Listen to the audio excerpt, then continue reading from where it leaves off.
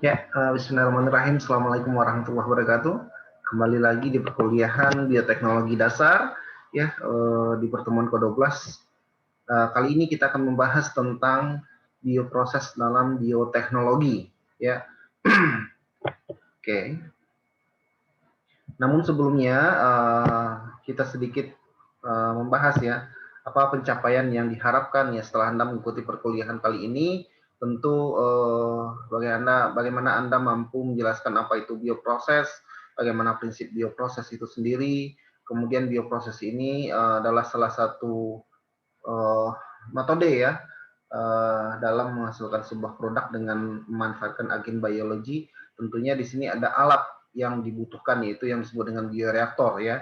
Apa itu bioreaktor, bagaimana tipe-tipe bioreaktor, kemudian bagaimana pemanfaatan beberapa agen biologi tadi ya untuk menghasilkan produk yang diinginkan. Oke, sebelumnya apa itu bioproses? Ya tentu di sini ada kata bio dan proses ya. Ada bio ini berarti makhluk hidup, kemudian proses ini adalah suatu rancangan ya, atau sebuah konstruksi atau sebuah tahapan ya, proses dalam menghasilkan sebuah produk dengan melibatkan agen biologi. Apa saja agen biologi tersebut ya, bisa bakteri, yeast, kapang, mikroalga ya, ataupun enzim yang dihasilkan dari mikroba tersebut. Oke. Berbicara tentang mikroorganisme tentu kita sangat sudah membahas ya lebih dalam bagaimana mikroba ini sangat mudah dalam memperbanyak diri dengan waktu yang singkat. Kemudian hasil dari metabolismenya itu sangat unik dan banyak dimanfaatkan ya dalam apakah itu di bidang kedokteran, apakah di bidang pertanian dan lain-lain sebagainya. Nah, dari situlah kita mengembangkan bagaimana hasil dari metabolisme si mikroba itu bisa diarahkan, bisa diproduksi lebih masif lagi gitu, sehingga kita dapat meng-up-nya ya dalam skala industri gitu. Apa saja yang tentu yang kita perlu perhatikan di sini, bagaimana kita dapat memahami ya tentang biokimia sel dari mikroba itu sendiri, apa yang menjadi target produk yang kita inginkan. Nah, di sini berbicara tentang substrat atau nutrisi yang menunjang untuk proses metabolisme tersebut. Kemudian kita dapat memahami bagaimana fisiologi sel itu ketika terjadi perubahan-perubahan kimia di dalam sel, bagaimana perkembangan dan siklus hidup ini yang menjadi catatan yang harus kita pahami untuk mempelajari sebelum kita memanfaatkan agen biologi tersebut. Oke. Nah, tadi saya katakan bahwasanya kita membuat sebuah konsep apa namanya perancangan ya produk ya yang dihasilkan dari agen biologi. Tentu di sini ada alat yang dibutuhkan ya, tentunya bagaimana itu bisa dikondisikan, bagaimana itu bisa dikontrol, bagaimana itu bisa di-up. Nah, ini yang disebut dengan alatnya itu adalah bioreaktor. Oke, kita bahas. Ya, ini adalah sebuah flowchart singkat ya, bagaimana gambaran secara keseluruhan tentang bioproses itu sendiri. Ada input, proses, output. Nah, ini Anda bisa jelaskan apa itu input ya. Input itu di sini bagaimana kita memanfaatkan agen biologi tersebut ya. Apakah itu dengan menambahkan substrat, apakah itu dengan dengan menambahkan enzim dalam proses metabolisme atau reaksinya si agen biologi tadi. Kemudian bagaimana kita menumbuhkan atau mengkulturnya dalam sebuah wadah yang dapat dikatakan segala sesuatunya itu bisa dikontrol gitu. Nah, atau yang dikenal dengan proses fermentasi ya, dengan menggunakan alat fermentor atau bioreaktor. Kemudian baru kita kaji produk apa saja yang akan dihasilkan dari si mikroba tersebut, apakah itu mikrobial selnya yang akan kita manfaatkan, apakah enzim dari mikroba tersebut, apakah metabolitnya yang kita manfaatkan ya, antibiotik, macam-macam ya, yang bisa dimanfaatkan untuk pharmaceutical, agriculture, ya, chemical, specialty, food additive, dan lain sebagainya. Oke. Bioreaktor, berbicara tentang bioreaktor merupakan suatu alat ya atau sistem dalam sebuah bejana ya, yang memberikan suatu lingkungan terkontrol untuk pertumbuhan mikroba tersebut. Nah, di sini tentu bagaimana kondisi yang kita ciptakan di sini bisa mendukung ya proses metabolisme, proses menghasilkan yield yang lebih baik ya, yield yang lebih baik gitu. Nah, di sini bioreaktor dapat kita lakukan suatu tempat wadah reaktor ya yang digunakan untuk reaksi biologis antara agen biologi tadi ya dengan substrat yang digunakan, apakah dengan enzim yang dilarutkan dan lain sebagainya ya. Pokoknya nutrisi yang penunjang dalam proses selama proses fermentor itu berjalan ya, fermentasi itu berjalan sehingga pada akhirnya kita dapat mendapatkan hasil yang diinginkan. Nah, tentu di sini ada proses hulu dan hilirnya ya. Hulu dari input, hilir itu adalah dari pemanenan hasilnya. Nah, setelah hasil diperoleh tentu ada step lagi yang kita harus jalankan ya. Bagaimana step tadi kita melakukan pemurnian, kita melakukan ekstraksi, kita melakukan purifikasi, nah macam-macam ya. Nanti lebih jelasnya Anda belajar di teknologi fermentasi ya. Oke, apa fungsi dari bioreaktor? Nah, kita lihat bagaimana menciptakan sebuah lingkungan yang optimal ya bagi pertumbuhan mikroba. Kemudian aktivitasnya itu juga dapat menunjang ya, menghasilkan sebuah produk yang diinginkan. Kemudian salah satu yang lainnya adalah bagaimana mencegah ya terjadinya kontaminan dari apakah itu dari lingkungan sekitar ya, dari udara, kemudian dari media yang kita gunakan, dari alat itu sendiri ya, sehingga tidak bercampur ya produk hasil yang kita inginkan tadi bercampur dengan kontaminan ataupun terjadi kegagalan dalam proses selama fermentasi berjalan. Oke, beberapa kinerja bioreaktor itu dipengaruhi oleh faktor ya, salah satunya adalah laju agitasi. Ini pengadukan ya, bagaimana di sini proses pengadukan ini terjadi pemerataan oksigenasi, pemerataan nutrisi dan lain sebagainya.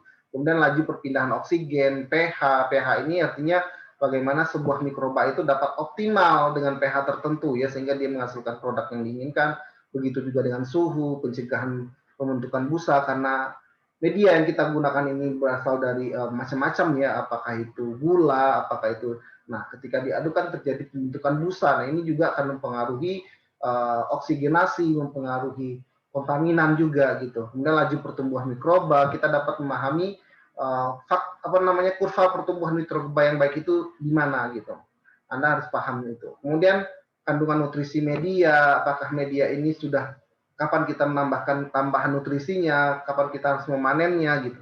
Kemudian cahaya. Nah, ini ada beberapa mikroba itu yang sangat tergantung ya proses metabolismenya itu digantung dengan cahaya. Salah satu contoh adalah mikroalga. Kemudian sterilisasi. Nah, ini yang sangat penting ya, bagaimana kondisi aseptik dari sebuah lingkungan yang dalam bejana tadi ini kita ciptakan sehingga tidak ada competition ya atau kompetisi dalam proses pemanfaatan nutrisi. Misalkan mikroba yang kita inginkan, ya agen biologi yang kita inginkan bercampur dengan mikroba patogen yang lainnya. Nah, ini akan menjadi persaingan kompetisi dalam pemanfaatan nutrisi. Kemudian parameter reologi dan lain sebagainya. Oke, ini beberapa tipe bioreaktor ya. Ada beberapa berdasarkan yang pertama tipe agen biologinya, ada mikrobial, ada mikroalga, ada enzimnya, kemudian berdasarkan kebutuhan proses, ada aerobik, kemudian ada yang kultur permukaan, media padat dan media cair, anaerob ya. Kemudian ada berdasarkan metode aerasi ya, ada kultur diam, labu kocok. Nah, ini yang sederhana biasanya kultur diam dan labu kocok ini. Kemudian ada bioreaktor tangki berpengadu ya, stirred tank bioreaktor, kemudian ada bioreaktor bubble column ya, airlift bioreaktor dan lain sebagainya. Kemudian berdasarkan pemberian substrat, ada batch fermentor, continuous batch fermentor, dan feed batch fermentor. Ini akan kita bahas di slide selanjutnya. Nah, bagaimana kita melakukan sebuah desain bioreaktor itu agar kita dapat menciptakan sebuah lingkungan yang aseptis dan dapat menunjang ya, mendukung pertumbuhan mikroba di dalamnya. Ya, kita tahu ya sifat dari bahan yang kita gunakan itu tidak beracun tentunya, atau bahan anti karat, kemudian mampu menahan tekanan uap ya, sehingga tidak terjadi pecah ya ketika terjadi mikroba menghasilkan gas yang cukup tinggi gitu. Kemudian tahan terhadap korupsi kimia dan elektrolit. Jadi kalau seandainya kan kita menggunakan bahan material nutrisi, tentunya banyak campuran dan ini akan mempengaruhi kadar dari sebuah alat bioreaktor. Kemudian kita dapat melihat ya kapasitas uh, tujuan yang kita ingin capai itu seberapa banyak produk yang kita inginkan ya. Ada skala lab, ada skala pilot line, ada skala industri. Ya, kalau skala lab berarti hanya sekitar 1 sampai 2 liter saja, cukup dengan menggunakan shaking labu kocok gitu yang di LMR 1000 mili gitu. Mungkin itu bisa menjadi alternatif ya, sederhana namun tidak kita dapat membuat sebuah lingkungan yang baik juga gitu tentunya. Nah, ini adalah contoh ya dari bentuk bioreaktor yang umum digunakan. Ada impellernya, ini adalah impeller ya, batang pengaduk, ini adalah beberapa sensor, ada monitor, ada agitasi ya, ada proses pembentukan gelembung ya, ini adalah tank reaktornya, kemudian ada thermal jacketnya. Di sini bagaimana thermal jacket ini bisa mempertahankan suhu yang berada di dalam media kultur, kemudian macam-macam ya. Oke. Nah, ini adalah sistem fermenter sederhana yang saya bilang tadi, cukup kita menggunakan air layer kapasitas 1 liter atau 2 liter ya, dengan menggunakan shaking water bath atau shaking inkubator ya, untuk membuat aerasi dalam agar proses percampuran nutrisi dan oksigenasi dalam media kultur itu optimal gitu dan dimanfaatkan oleh. Nah, biasanya ini untuk kalau seandainya Anda ingin ya men-screening mikroba-mikroba potensial untuk menghasilkan enzim ya dari alam gitu, cukup menggunakan ini. Kemudian kalau seandainya Anda sudah dapat potensial, baru nanti di-up dalam bioreaktor untuk mendapatkan hasil yang lebih baik gitu, protein yang lebih bagus gitu. Nah, ini salah satunya labu kocok ya. Untuk skala lebih kecil, ada shaking water bath atau shaking inkubator ya, yang untuk mengocoknya. Kemudian keterbatasan transfer oksigen masih tidak dapat dihindari apabila densitas selnya lebih tinggi. Jadi kalau seandainya terjadi peningkatan jumlah sel di dalam kultur, tentu ini akan mempengaruhi ya kadar oksigenasi di dalam kultur gitu. Biasanya sih orbital shaking ya, jangan sampai vertical shake, tapi orbital ya. Jadi dia memutar ya, diharapkan seperti itu. Kemudian ada reaktor kulturian nih biasanya untuk sel mamalia sel ya, atau sel mamalia yang digunakan untuk kultur sel punca ya. Ini bisa menggunakan T-flux ya, Feinberg plus, kemudian kultur permukaan nih. Salah satu contohnya nih. T-flux ya. Kemudian ada Feinberg plus itu Anda tahu nih fermentasi teh kombucha ya, ini biasanya fermentasi dari gula dan teh yang diinokulasi dengan menggunakan karnier dan bakteri asam laktat. Nah, kemudian ada bioreaktor tangki berpengaduk ya, ini biasanya menggunakan impeller yang sebagai pengadukan ya, agitasinya ya. Ini ada sistem agitasi, kemudian ada sistem pemasukan oksigen, kemudian ada sistem pengendalian busa, sistem pengendalian suhu, pH, kemudian ada port buat pengambilan sampel, penambahan nutrisi ya, kemudian ada pembersihan dan sterilisasi. Nah, ini salah satu. Kemudian ada kalau seandainya kita lihat ya bagian komponen dari bioreaktor tadi ya, ada beberapa fungsi dari komponen tersebut. Ada pengaduk atau impeller ya, dia mengurangi ukuran gelombang udara, memberikan ruang penyebaran oksigen yang lebih baik, kemudian dapat menyeragamkan ya kondisi lingkungan dalam media. Kemudian ada baffle ya, ini biasanya mencegah pusaran dan memperbaiki efisiensi aerasi. Kemudian ada sistem aerasi untuk menyediakan oksigenasi ya di dalam kultur. Kemudian ada kondensor mengeluarkan hasil kondensasi ketika pada saat kita melakukan steril. Kemudian ada filter ya, ini biasanya untuk sterilisasi juga ya, biasanya penyaringan udara keluar masuk di dalam tangki ya supaya tidak ada kontaminan. Kemudian ada sensor. Nah, ini sensor ini macam-macam ya, ada pH, suhu, oksigen ya, kalau seandainya kita melihat kadar oksigennya. Biasanya dia dilengkapi dengan probe ya yang menempel pada media ya, pada media kultur, sehingga kita dapat melihat di display ya atau di papan digitalnya itu kita dapat melihat kondisi lingkungan atau kondisi sebenarnya ya yang ada di dalam media kultur kita. Kemudian ada beberapa jenis fermentor berdasarkan pemberian substrat ya. Nah, sebelumnya ada kata fermentor, ada bioreaktor. Biasanya sama ya untuk fermentor dan bioreaktor. Akan tetapi fermentor ini lebih cenderung kepada kapasitas yang lebih kecil ya. Misalkan 5 liter, 10 liter.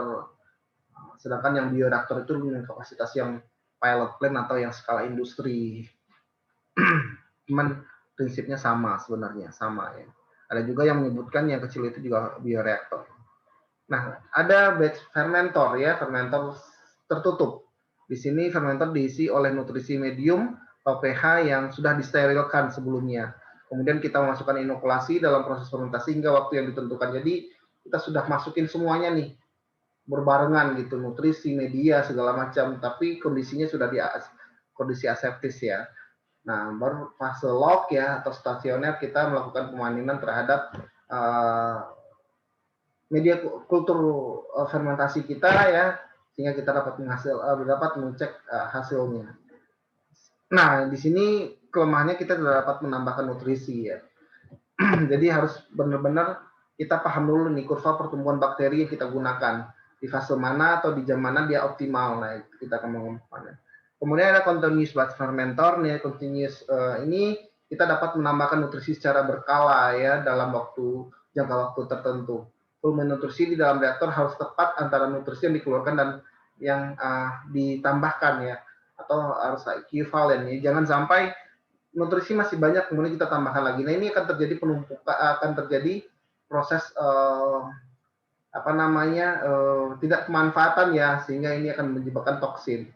Kemudian proses fermentasi bersifat sensitif terhadap kontaminan, biomasa berkurang karena ikut terbuang dalam ketika ada fase perubahan fase biotik. Kemudian ada feedback fermentor, ini adalah intermediary bioreaktor ya, dia nutrisi dapat ditambahkan pada fase yang dibutuhkan saja gitu.